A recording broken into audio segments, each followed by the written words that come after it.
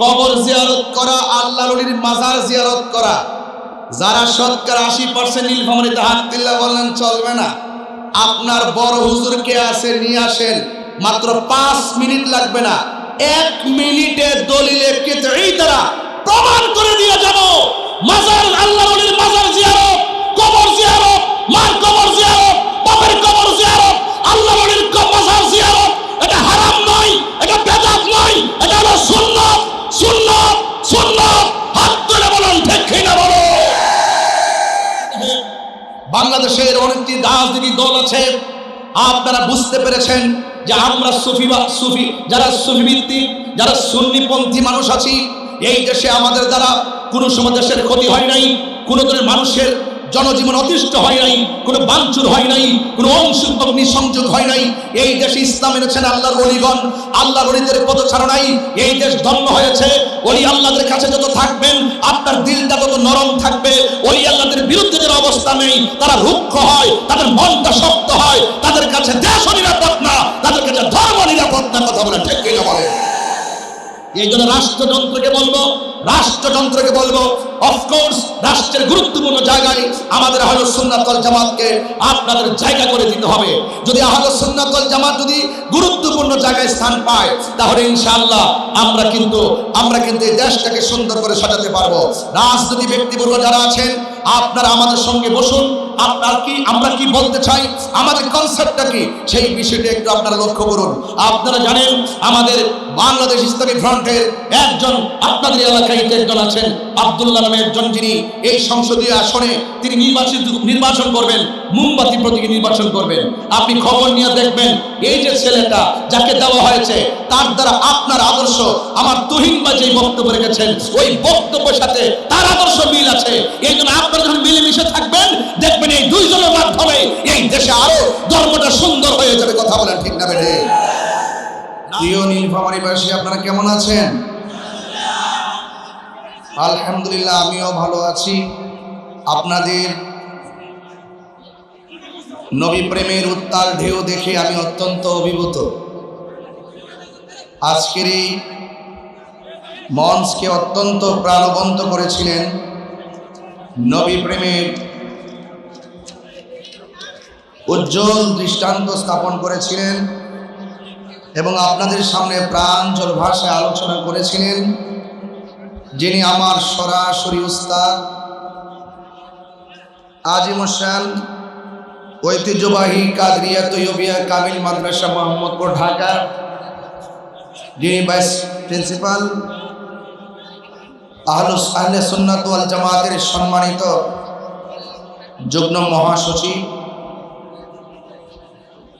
এবং বিশিষ্ট মিডিয়া ব্যক্তিত্ব, যার মুখের অল্প সময়ের যে আলোচনা শুনেছেন আপনাদের হৃদয়ে একটি নবী প্রেমের উত্তাল ঢেউ উঠে গেছে। কথা বলেন ঠিক কিনা বলেন? আল্লামা উপাধ্যক্ষ মুফতি আবুল কাসেম মোহাম্মদ ফজলুল হক হুজুর মাদ্দাজিল্লাহ আলী কিছুক্ষণের মধ্যেই আমাদের মধ্যে আসবেন। নীলফামারী এক ডিমলা ডুমারের সাবেক সংসদ সদস্য ইঞ্জিনিয়ার শাহরিন ইসলাম চৌধুরী তুহিন ভাই, সভাপতিত্ব করছেন ফকির খলিফা আজম সুফি মোহাম্মদ ইসরাফিল হোসেন আশরাফি সাহেব। তো আপনারা যে নামাজ পড়েছেন মাঠে, আল্লাহর হাবিব সাল্লাল্লাহু আলাইহি সাল্লাম বলেন আল্লাহ পাক আমাকে কয়েকটা মর্যাদা দিয়েছেন স্পেশাল, যেটা অন্য কোনো নবী রাসূলদের জন্য আল্লাহ পাক দেন নাই। আল্লাহর হাবিব বলেন একটা হলো আমি নবী হলাম শেষ নবী, 1,24,000 পয়গাম্বর কেউ বলতে পারবে না যে আমি শেষ নবী। আমার রাসূল বলেন আমি শেষ নবী, আমার পরে আর কোন নবী আসবে। 2 নম্বর, আল্লাহর হাবিব সাল্লাল্লাহু আলাইহি ওয়াসাল্লাম বলেন সারা পৃথিবীর জমিনটাকে আল্লাহ পাক রব্বুল আলামিন আমার উম্মতের জন্য মসজিদ বানায় দিয়েছেন। তাইলে জমিনে আমরা নামাজ পড়ছি, জমিন কার? সেজদা পাওয়ার মালিক কে? তো এই জন্য সব কিছুর ঊর্ধ্বে আজ মাহফিলটি অ্যাকচুয়ালি খুব ধারাবাহিকভাবে প্রাণবন্ত হতে চলেছে। এত মানুষ কন্ট্রোল করা খুব কঠিন, এরপর আপনারা যে ধৈর্য নিয়ে বসছেন, এটা নিঃসন্দেহে একটা দোয়া কবুলের অন্যতম একটি আলামত। এবং আপনাদের কাছে আপনারা জানেন যে চাপানিহাট কাদরিয়া তাহেরিয়া সুন্নিয়া মডেল মাদ্রাসা, এই মাদ্রাসাটি অত্যন্ত ঈমান, আকীদা, ত্যাগ, সেবা, নীতি, নৈতিকতার আলোকেই প্রতিষ্ঠিত। শুধুমাত্র সার্টিফিকেট অর্জন করে দুনিয়ার প্রতিষ্ঠানে চাকরি করবে না, আধ্যাত্মিক শিক্ষা অর্জন করে ইহকাল পরকালের একটি নাজাতের সার্টিফিকেট পাইতে পারে। এই মাদ্রাসার ভিতরে ওই রকম শিক্ষা দেওয়া হয়।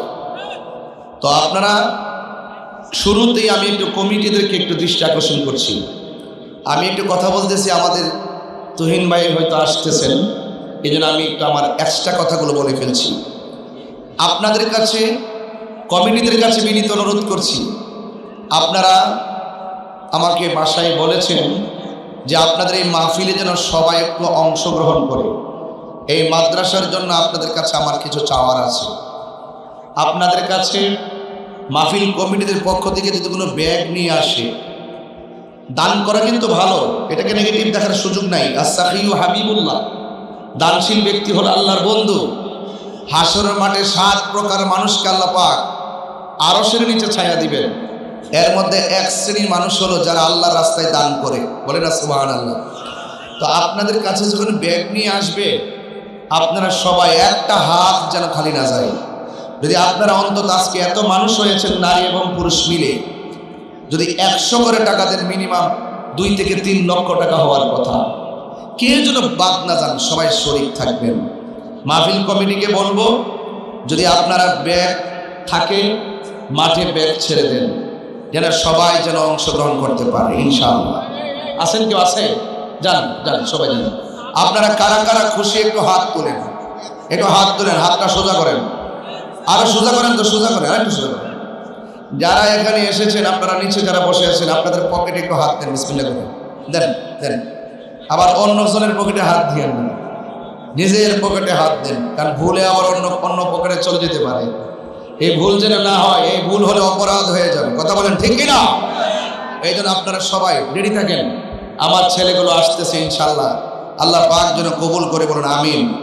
আসুন একটু মহব্বতে দুরূদ শরীফ পড়ি। আল্লাহুম্মা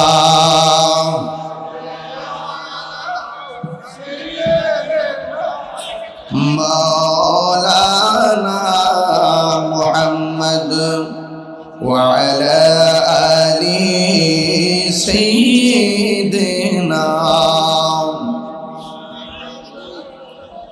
দরদ মাখা কণ্ঠে পড়ি। আল্লাহুম্মা সাল্লি সাইয়্যিদিনা মাওলানা মুহাম্মদ ওয়া আলা আলি সাইয়্যিদিনা মাওলানা মুহাম্মদ। লা ইলাহা লা ইলাহা লা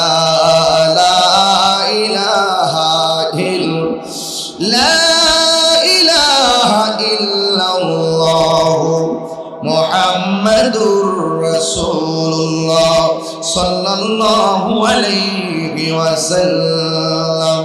একটা জবান বন্ধ রাখবেন না, মোহব্বতে মায়ার সুরে বলুন সুবহানাল্লাহ।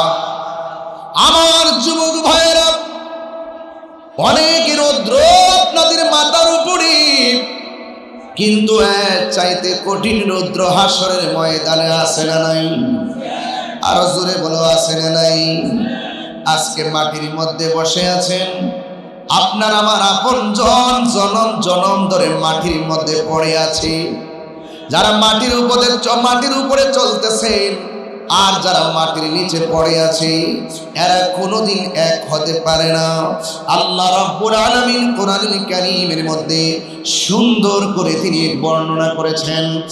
আল্লাহ রাব্বুল আলামিন বলেছেন, ওয়া মা ইয়াস্তাবিল আহইয়াউ ওয়ালাল আমওয়াত।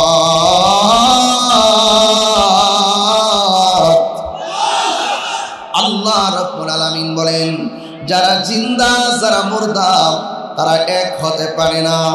হাইরে, আজকে নীলফামারীর বাজারে যদি আগুন লাগে, ফায়ার সার্ভিস এসে আগুন নিভাবে। এ বাবা, টিনের ঘরের চাল দিয়ে যদি বৃষ্টি পড়ে একটা ছিদ্র দিয়ে যদি পানি প্রবেশ করে, তাইলে ছিদ্রটা বন্ধ করে দেওয়া হবে, ঘরের ভিতরে যেন পানি না ঢুকে। এ যুবক, অথচ নীলফামারীর এলাকার আজকের যে এলাকা রয়েছে বাজি, এলাকার নাম হলো চাপানিহাট। এই চাপানিহাটের গোরস্থানের ভিতরে আপনার বাবার কবরে, আপনার মায়ের কবরে, আপনার দাদার কবরে ছিদ্র দিয়ে দিয়ে বৃষ্টির পানি কবর গলা পর্যন্ত হয়ে গেছে, কিন্তু ওই পানি নিষ্কাশনের আমাদের কোনো সুযোগ নাই। এই জন্য আল্লাহ বলছেন, যারা মুর্দা যারা জিন্দা এরা কোনোদিন এক হতে পারে না। এই কবরের কান্নার আওয়াজ আমরা শুনতে পারি না। আজকে সবাই যদি এই চাপানিহাটের গোরস্থানের মধ্যে যাই, কিন্তু গোরস্থানের কান্নার আওয়াজ আমরা শুনতে পারবো না। এই জন্য আল্লাহ রাব্বুল আলামিন কোরআনুল কারীমের মধ্যে বলে দিয়েছেন, ইন্নাল্লাহা ইউসমিউ মান ইয়াশা।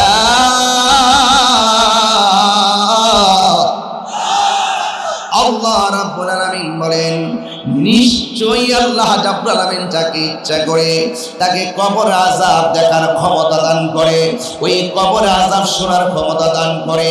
এখন আপনাদের কাছে আমার প্রশ্ন, আমার নবী আপনার নবী কবরের আযাব দেখার ক্ষমতা আছে না না?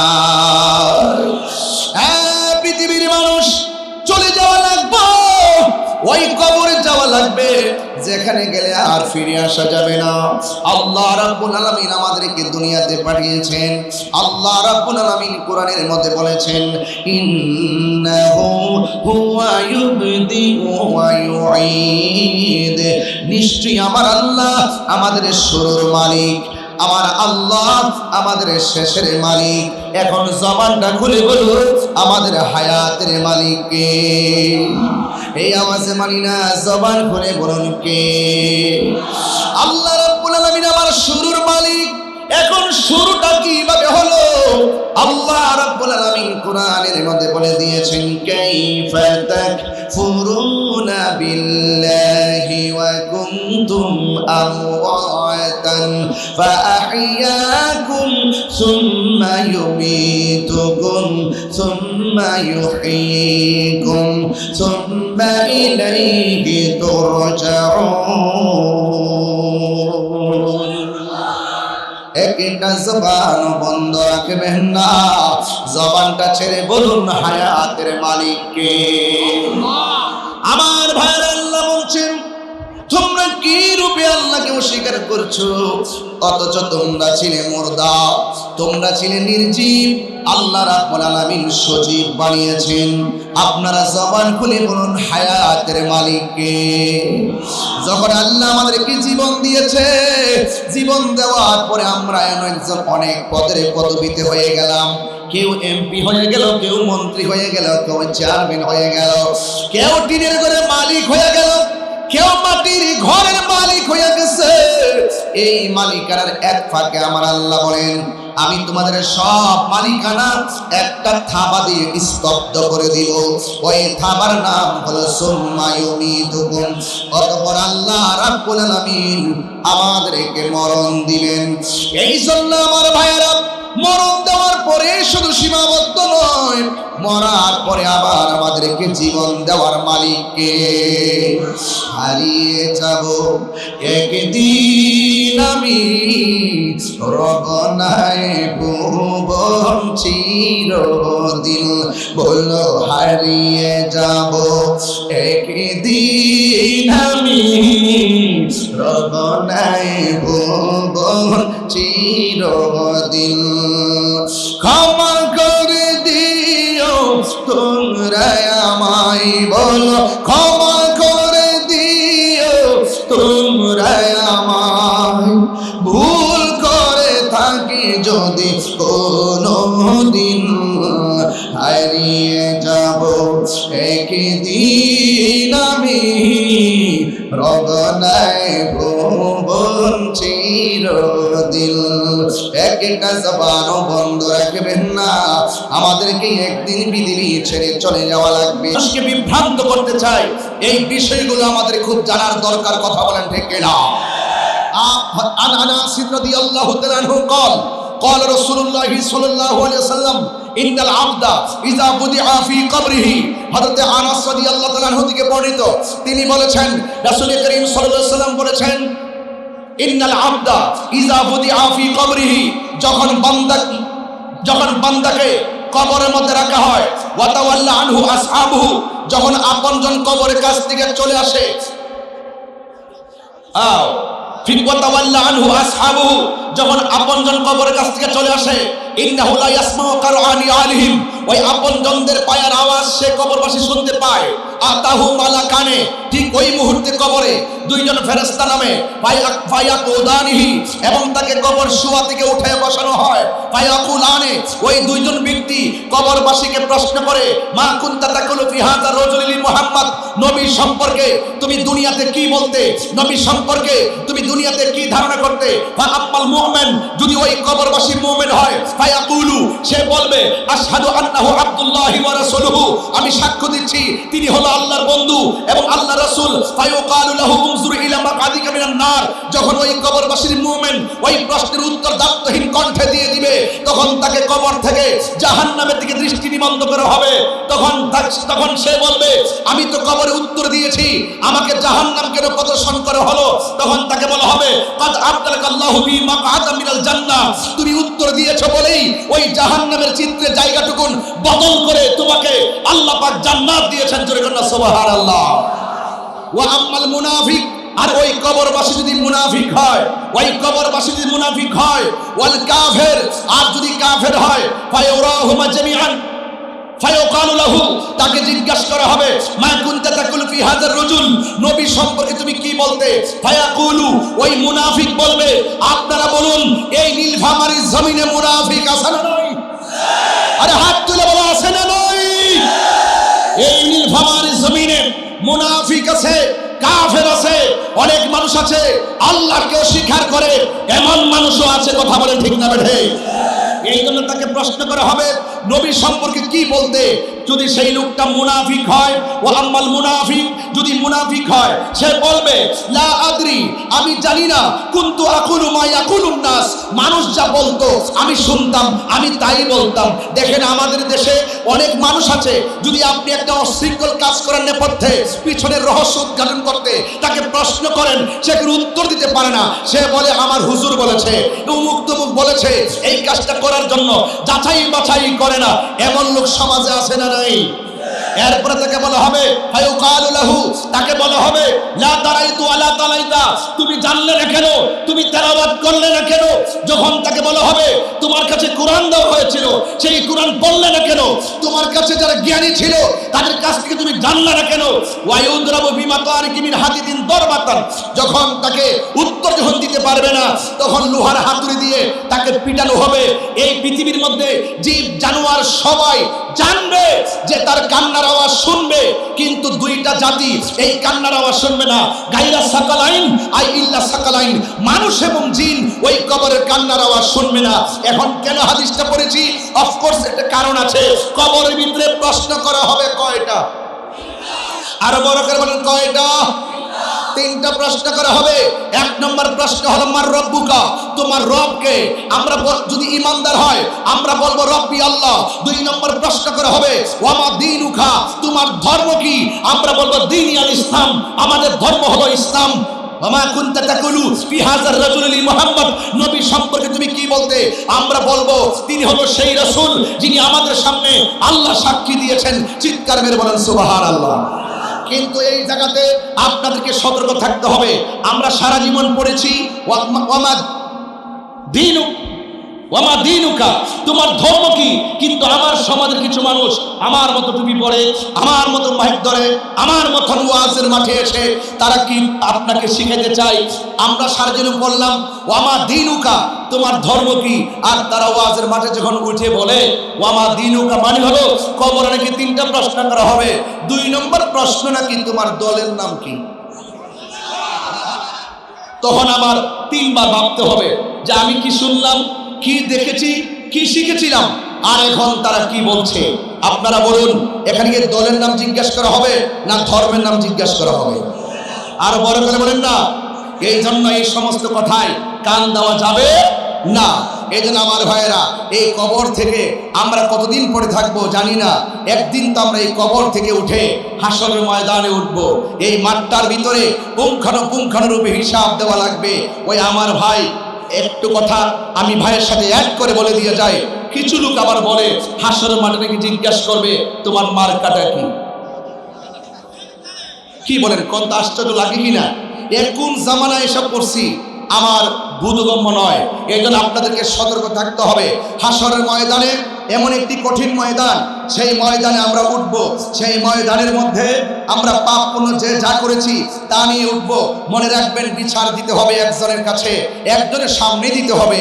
তিনি কে? আল্লাহর হাবিব বলছেন, ইহশারুন নাসু ইয়াউমাল কিয়ামা আলা আরদিন বাইদা আফরা। আল্লাহ রাব্বুল আলামিন হাবিব বলছেন, হাসর ময়দানে মানুষ একত্রিত হবে এমন একটি মাঠে, যেই মাঠটা হবে সাদা পুরা মাটির মাঠ, কাকুর সাতির নাকি। ওই মাঠটা এমন মাঠ হবে যে এই মাঠে কোনো উদ্ভিদ থাকবে না, কোনো গাছ থাকবে না, একদম খোলা আকাশে এবং একদম খোলা থাকবে, শুধুমাত্র উপরে থাকবে সূর্য। আয়েশা সিদ্দিকা রাদিয়াল্লাহু তাআলা আনহা বলেন, আমি রাসূল করিম সাল্লাল্লাহু আলাইহি সাল্লাম থেকে বলতে শুনেছি, ইহশারুন নাসু ইয়াউমাল কিয়ামাতি।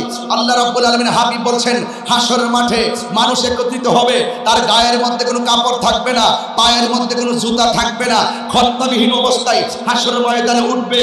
এবং এই প্রসঙ্গে আয়েশা সিদ্দিকা রাদিয়াল্লাহু তাআলা আনহা আল্লাহর হাবিব সাল্লাল্লাহু আলাইহি সাল্লামকে ডাক দিয়ে বলছেন, ইয়া রাসূলুল্লাহ, এমন একটি মাঠ হবে যে এই মাঠে মানুষের কাপড় থাকবে না, এমন একটি মাঠ হবে যে এই মাঠটা হবে সাদা পুরা মাটির মাঠ, এমন একটি মাঠ হবে 8 বিঘা উপরে সূর্য থাকবে, এমন একটি মাঠ হবে পায়ের মধ্যে স্যান্ডেল থাকবে না, একজন আরেকজনকে দেখবে। এটা কেমন একটি মাঠ, এই মাঠটা কেমন হবে? আল্লাহর হাবিব সাল্লাল্লাহু আলাইহি ওয়াসাল্লাম বলেন, হে আয়েশা, ও আয়েশা, আল আমরু আশাদ্দু আলাইহি সাল্লাম মিন আইয়ানজুরা বাদুহুম ইলা বাদিন। আল্লাহর হাবিব বলছেন, হে আয়েশা, এই মাঠটা এমন একটা মাঠ হবে, যদিও উলঙ্গ থাকবে, পায়ে যদিও স্যান্ডেল থাকবে না, মাথার 8 বিঘা উপরে সূর্য থাকবে, একজন আরেকজনের দিকে তাকাইতে 1 সেকেন্ডের জন্য সুযোগ পাবে না। চিৎকার মেরে বলেন আল্লাহু আকবার। আজকে একটু রৌদ্র লাগতেছে, অনেকে গাছের নিচে আশ্রয় নিয়েছেন, অনেকে গাছের নিচে দাঁড়িয়ে আছেন, এর চাইতে কোটি গুণ তাপ থাকবে আমাদের মাথার উপরে। আমি আপনাদেরকে বলবো, আপনারা বলুন, ওই হাসরের ময়দানে আল্লাহ রাব্বুল আলামিন যেদিন হিসাব নেবেন, আমরা সেই হিসাব দেওয়ার জন্য প্রস্তুত আছি না নাই? আর প্রস্তুত আছি না নাই? আমরা হিসাব দেব। ভালো কাজ করলে ভালোটাই পাবো, মন্দ কাজ করলে মন্দ প্রতিফলটা আমাদেরকে দেওয়া হবে। এই জন্য রাসূল করিম সাল্লাল্লাহু আলাইহি সাল্লাম বলেন, হাসরের ময়দানে এক শ্রেণীর মানুষের হাতের নখগুলোকে আল্লাহ বানিয়ে দিবেন তামা দিয়ে। ওই নখ দিয়ে তাদের চামড়াগুলো, চেহারার চামড়াগুলো উঠাবে। শুধুমাত্র তাই নয়, তাদের গালের যে গোশতগুলো আছে, গোশতগুলো হাসর মাঠে টেনে টেনে ছিঁড়ে ছিঁড়ে তারা ভক্ষণ করবে। আল্লাহর হাবিব জিজ্ঞাসা করেন, আল্লাহ, এরা কারা যাদের নিজের গোশতগুলো নিজে কামড়িয়ে খাচ্ছে? আল্লাহর হাবিব সাল্লাল্লাহু আলাইহি ওয়াসাল্লামকে আমার আল্লাহ বলেন, ও বন্ধু, এরা হলো ওই সমস্ত লোক যারা গীবত করত। আর বড় করে বলেন, ঠিক না বেঠে? আপনারা আমি নীলফামারীতে আসার আগে দোকানপাটে গিয়ে আমি তাহিরির বিরুদ্ধে কম কথা বলছেন? কিছু লোক আছে না সমালোচনা করে? হ্যাঁ, কিছু লোক আছে না সমালোচনা করে? এই সমালোচকদেরকে একটু বলতে চাই, আপনারা যারা এই ইউটিউবের খণ্ডিত অংশ বিকৃত করে আমাদেরকে প্রশ্নবিদ্ধ করতে চান, আপনাদেরকে দায়িত্বহীন কণ্ঠে শুধু এতটুকু বলবো, একদিন চলে যাবেন, হিসাব কিন্তু দেওয়া লাগবে।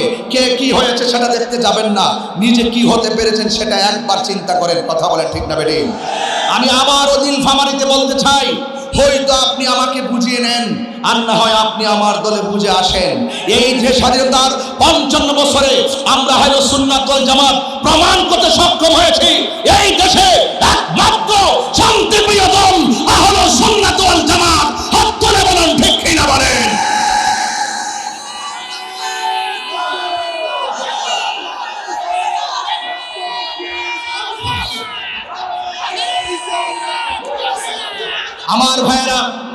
আমার ভাইয়েরা নিঃসন্দেহে বাংলাদেশের অনেকটি রাজনীতি দল আছে, আপনারা বুঝতে পেরেছেন যে আমরা সুফি যারা সুফি ভিত্তিক, যারা সুন্নিপন্থী মানুষ আছি, এই দেশে আমাদের দ্বারা কোনো সময় দেশের ক্ষতি হয় নাই, কোনো ধরনের মানুষের জনজীবন অতিষ্ঠ হয় নাই, কোনো বাঞ্ছুর হয় নাই, কোনো অগ্নি সংযোগ হয় নাই। এই দেশে ইসলাম এনেছেন আল্লাহর ওলিগণ, আল্লাহর ওলিদের পদচারণাই এই দেশ ধন্য হয়েছে। ওলি আল্লাহদের কাছে যত থাকবেন আপনার দিলটা তত নরম থাকবে। ওলি আল্লাহদের বিরুদ্ধে যারা অবস্থা নেই তারা রুক্ষ হয়, তাদের মনটা শক্ত হয়, তাদের কাছে দেশ নিরাপদ না, তাদের কাছে ধর্ম নিরাপদ না। কথা বলে ঠিক কিনা বলে? এই জন্য রাষ্ট্রযন্ত্রকে বলবো অফকোর্স রাষ্ট্রের গুরুত্বপূর্ণ জায়গায় আমাদের আহলুস সুন্নাত ওয়াল জামাতকে আপনাদের জায়গা করে দিতে হবে। যদি আহলুস সুন্নাত ওয়াল জামাত যদি গুরুত্বপূর্ণ জায়গায় স্থান পায় তাহলে ইনশাআল্লাহ আমরা কিন্তু এই দেশটাকে সুন্দর করে সাজাতে পারবো। রাজনীতি ব্যক্তিবর্গ যারা আছেন আপনারা আমাদের সঙ্গে বসুন, আমরা কি বলতে চাই, আমাদের কনসেপ্টটা কি, সেই বিষয়টা একটু আপনারা লক্ষ্য করুন। আপনারা জানেন আমাদের বাংলাদেশ ইসলামী ফ্রন্টের একজন আপনাদের এলাকায় একজন আছেন আব্দুল্লাহ নামে একজন, যিনি এই সংসদীয় আসনে তিনি নির্বাচন করবেন, মোমবাতি প্রতীকে নির্বাচন করবেন। আপনি খবর নিয়ে দেখবেন এই যে ছেলেটা যাকে দেওয়া হয়েছে তার দ্বারা আপনার আদর্শ, আমার তুহিন ভাই যে বক্তব্য রেখেছেন ওই বক্তব্যের সাথে তার আদর্শ মিল আছে। এই জন্য আপনারা যখন মিলেমিশে থাকবেন দেখবেন এই দুইজনের মাধ্যমে এই দেশে আরো ধর্মটা সুন্দর হয়ে যাবে। কথা বলেন ঠিক না বেঠে? রাগ করবেন না, গুসা করবেন না। আপনাদেরকে অনুরোধ করে বলবো আপনারা সবাই ঐক্যবদ্ধ থাকুন। একদিন আমাদেরকে হিসাব দিতে হবে। আমার নীলফামারীর বাবারা আওয়াজ করে বলুন, পাপ পুণ্যের হিসাব গ্রহণ করবে কে? আর বড় করে হিসাব গ্রহণ করবে কে? আল্লাহ রাব্বুল আলামিনের কাছে আমাদের প্রত্যাশা থাকবে। এখানে মনে হয় হাজার হাজার মা বোনরা এসেছেন। আমি যখন দেখি এক শ্রেণী মানুষ ওয়াজের মধ্যে উঠে বলে হাসরের ময়দানে আল্লাহর হাবিব সুপারিশ করব দূরের কথা, নিজের জান নিয়েই নাকি ঠেলাঠেলি। এত আস্তে নাউজুবিল্লাহ বললেন? আমার নবীর সুপারিশ করার ক্ষমতা আছে না নাই? আমার নবীর সুপারিশ করার ক্ষমতা দিয়েছে কে? আরবের বলে ক্ষমতা দিয়েছে কে? এই জন্য রাসূল বলছেন শাফাআতি লি আহলিল কাবাইর মিন উম্মতি, আমার উম্মতের মধ্যে যারা অনেকে কবিরা গুনাহগার হয়ে যাবে কিন্তু তাদের অন্তরে ঈমান থাকার কারণে আমি আল্লাহর হাবিব আল্লাহ পাকের কাছে সুপারিশ করব, আর আমার উম্মতদেরকে আল্লাহ পাকের কাছ থেকে শাফাআত করে আমি জান্নাতে নিয়ে যাব। জোরে বলুন সুবহানাল্লাহ। এখন যুবকদেরকে বলতে চাই, শেষ কালাম, যুবকদেরকে বলতে চাই, যুবক আপনারা কিন্তু অনেক দিকে ধাবিত হয়ে যাচ্ছেন। এর মধ্যে একটা থাবা হলো মাদক। একটা থাবা কি? আর বলেন একটা থাবা কি? মাদক। এই মাদক কি চলবে না বন্ধ হবে? আর বড় করে বলতে চলবে না বন্ধ হবে? বলুন বন্ধ। আওয়াজ আসতে হয়েছে, বলুন বন্ধ। এই যে আপনার ঠোঁট লড়ে নাই, এইভাবে তাকায় রয়েছেন, মনে হয়েছে আমার আর জীবনে দেখেন নাই। আমি তাহিরি নীলফামারীতে না আসতে পারি, ইউটিউবে আমি গোপন। ঘরে ঘরে তাহিরি আছে না নাই? রান্না করো, টিনের করো, বিদেশেও সার্চ দিলেই পাওয়া যায়। কতক্ষণ ঠিক না বেঠে? এখন বলেন বন্ধ। বাবা, দেখো বাবা কি আশ্চর্য, বলেন বন্ধ। বাবা, ইয়াবা, ফেন্সি, গাঞ্জা, সুদ, ঘুষ, চুরি। একটা কথা কই, আমার দেশের অনেক মৌলবীর হন সুদের ওয়াজ করে না। একটু বান্ডেল ধরাই দিলে ওই আমার ভাই তুহিন ভাই কইছিল যে টাকার বিনিময়ে তোমরা এই কোরআনটা বেচছো না, এটার ব্যাখ্যা দিতে চাইছিল। আপনারা তো বুঝেন না কথাটা। আমার কাছে ভালো লাগছিল। আমি কেউ ভাইয়ের বক্তব্যটা তাল মতো আসতেছে, যেহেতু একটু বাকি রয়ে গেছে আমি ফিনিশিং দেওয়া যায় যে আমার দেশের কিছু মৌলবীরা বান্ডেল হইলে দুয়ার বাসাই পাল্টায় না। কতক্ষণ ঠিক না বেঠি? বান্ডেল হইলে দুয়ার বাসা কি করে পাল্টায় ফেলে। এটা কি মুমিনের আলামত না মুনাফিকের আলামত? আর যারা কিসের আলামত? এই জন্য বলুন আমরা কি হারামের পক্ষে না বিপক্ষে? সুদ হারাম, এটা কি মোল্লার কথা না আল্লাহর কথা? তা আপনি তো যেটা বলেন বলে যাবেন, আপনি বলেন না কেন? ঘুষ খাওয়া হারাম, কথা বলেন ঠিক কি না?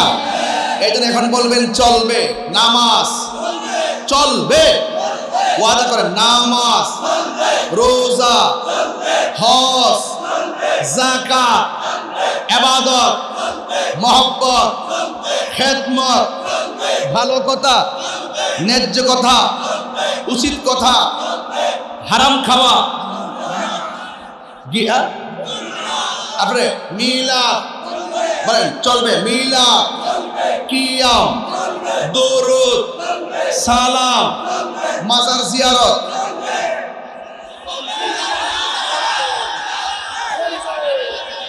কে কে নার পক্ষে হাত তুলেন? হাত নামান, হাত নামান। মাজার জিয়ারতের বিপক্ষে কারা হাত তোলেন? আচ্ছা বুঝতে পারছি, ঠিক আছে। এখানে ম্যাক্সিমাম লোক মাজার জিয়ারতের বিপক্ষে, ঠিক না? আপনার নীলফামারী যদি এমন কোনো বড় আলেম থাকে, নীলফামারীর জমিনে যদি এমন কোনো আলেম থাকে, আমার উস্তাদ এখানে বসে আছেন, আমার উস্তাদের সামনে নিয়ে আসবেন। কবর জিয়ারত করা, আল্লাহর ওলির মাজার জিয়ারত করা, যারা শতকরা 80% নীলফামারীতে হাত দিল্লা বললেন চলবে না। আপনার বড় হুজুর কে আছে নিয়ে আসেন, মাত্র 5 মিনিট লাগবে না, 1 মিনিটে দলিলে কিতাই দ্বারা প্রমাণ করে দিয়ে যাব মাজার, আল্লাহর ওলির মাজার জিয়ারত, কবর জিয়ারত, মার কবর জিয়ারত, বাপের কবর জিয়ারত, আল্লাহর ওলির মাজার জিয়ারত এটা হারাম নয়, এটা বেদাত নয়, এটা হলো সুন্নাত, সুন্নাত, সুন্নাত। হাত তুলে বলুন ঠিক কিনা বলো। কথা বুঝতে পারছেন? তার মানে আপনারা অনেক কিছুই জানেন না। আপনাদের এলাকায় হুজুররা যেমনি বুঝাইছে আপনারা এমনি বুঝছেন। তবে একটা কথা, মাজারে সেজদা দেওয়া যাবে, মাজারের মধ্যে অসামাজিক কাজ করা যাবে, মাজারের মধ্যে নারী পুরুষের যে অবাধ বিচরণ করা যাবে, এবং কোনো অশ্লীল বেহায়াপনা কাজ করা যাবে। আমরা কি মাজার পূজা করি না জিয়ারত করি? জিয়ারত করা কি হারাম না সুন্নত? আর যেটা হারাম না সুন্নত, এটা কি সুন্নাহ, কি এই কথাটা কি মোল্লার কথা নাকি আমার নবীর কথা? তাহলে নবীর কথা মানবেন না আপনি মোল্লার কথা মানবেন? এখন আওয়াজ করে বলেন, মাজার জিয়ারত চলবে কি চলবে না? এখন সবাই কোন আমরা কি জিয়ারতের পক্ষে না বিপক্ষে? কারা কারা পক্ষে হাত তোলেন? এই যে সবাই এখন হাত তুলছেন। একতরফা সব বিচার শুনলে বিচার করা যায় না, তৃতীয় পক্ষ লাগে। কথা বলেন ঠিক না বেঠে? বাস এটাই হলো আমার শেষ কালাম।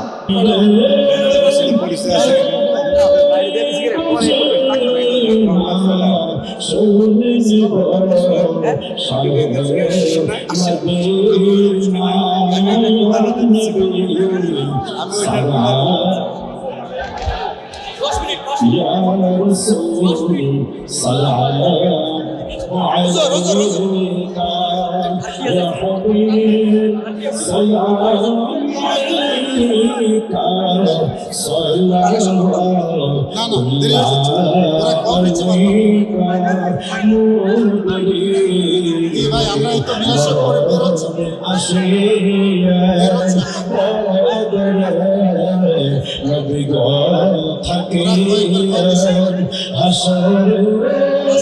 সুপারিশ করিলেন কৌসার মোরে পিলাইলেন ইয়া নবী সালাম আলাইকা ইয়া রাসূল সালাম আলাইকা ইয়া হাবিব সালাম আলাইকা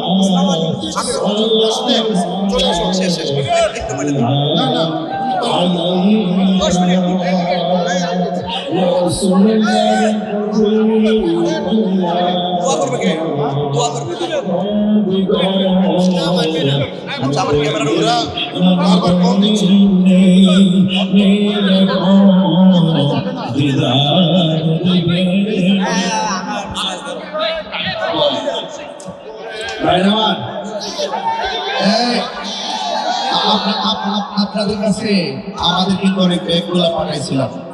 আপনারা যদি সুন্দর করে সবাই একটু শরীর থাকতেন, এদের কিছু উপকার হইতো। আপনারা অনেকেই পাশে শরীর থাকেন নাই, তা আপনারা মেহরবানি করে দয়া করে এই স্টেজে দিয়ে দেওয়ার চেষ্টা করবেন। একটু বসুন মুখ কাছে একটু দোয়া করে একটু বসুন, বসুন। اللهم آمين. الصلاة والسلام عليك يا سيدي يا رسول الله وعلى آلك وأصحابك يا سيدي يا رحمة للعالمين. مولاي كريم الله আমাদের আজকের এই মাহফিল আপনি শহীদ করুন। হায় আল্লাহ, যারা টাকা দিয়ে, পয়সা দিয়ে, শ্রম দিয়ে, উপস্থিতি দিয়ে আল্লাহ বয়ান করে বয়ান শুনে এই মাহফিল সফল সার্থক করেছেন, আল্লাহ দয়া করে সকলের এই ইখলাস মহব্বত আপনি কবুল মঞ্জুর করুন। আল্লাহ আমাদের সবাইকে নামাজি হিসেবে কবুল করুন। আল্লাহ এখানে হাজার হাজার লক্ষ লক্ষ যুবক ভাইয়েরা আছে, আল্লাহ দ্বীনের পথে তাদেরকে সবাইকে আপনি কবুল মঞ্জুর করুন।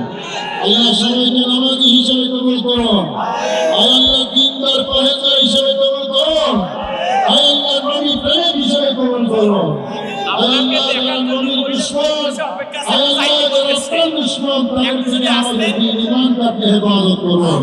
আয় আল্লাহ আজকে মাহফিলে যারা ব্যবস্থা করেছেন তাদের উপর খাইয়ত নাযিল করুন। মাওলাই করিম আমাদের এই প্রিয় মাতৃভূমি বাংলাদেশকে আপনি কবুল মঞ্জুর করুন। আল্লাহ বাংলাদেশকে সকল আপদ মুসিবত থেকে, বিশেষ করে ভূমিকম্প থেকে আয় আল্লাহ এই দেশের মানুষকে আপনি হেফাজত করুন। মাওলাই করিম আল্লাহ বাংলাদেশের উন্নতি এবং সমৃদ্ধি নসিব করুন। আল্লাহ এই স্বাধীনতা বিজয়ের মাসে আপনার শাহী দরবার ফরিয়াদ আমাদের এই প্রিয় মাতৃভূমি বাংলাদেশকে আপনি কবুল মঞ্জুর করুন। আয় আল্লাহ আমরা যাতে দ্বীনের খেদমত করতে পারি আমাদেরকে সেই তৌফিক নসিব করুন। আয় আল্লাহ সাংবাদিক ভাইরা এবং পুলিশ প্রশাসনের ভাইরা আজকে অনেক কষ্ট করে এই মাহফিলকে আল্লাহ সিকিউরিটি দিয়েছেন, আল্লাহ দয়া করে ওনাদের এই খেদমত আপনি কবুল মঞ্জুর করুন। আয় আল্লাহ মাওলাই করিম আল্লামা গিয়াসউদ্দিন তাহিরি সহ আল্লাহ এখানে যারা উপস্থিত হয়েছেন সকলের হায়াত আপনি বরকত দান করুন। আয় এই সংক্ষিপ্ত মাহফিলে যা আলোচনা হয়েছে আল্লাহ এই আলোচনা আপনি কবুল মঞ্জুর করুন।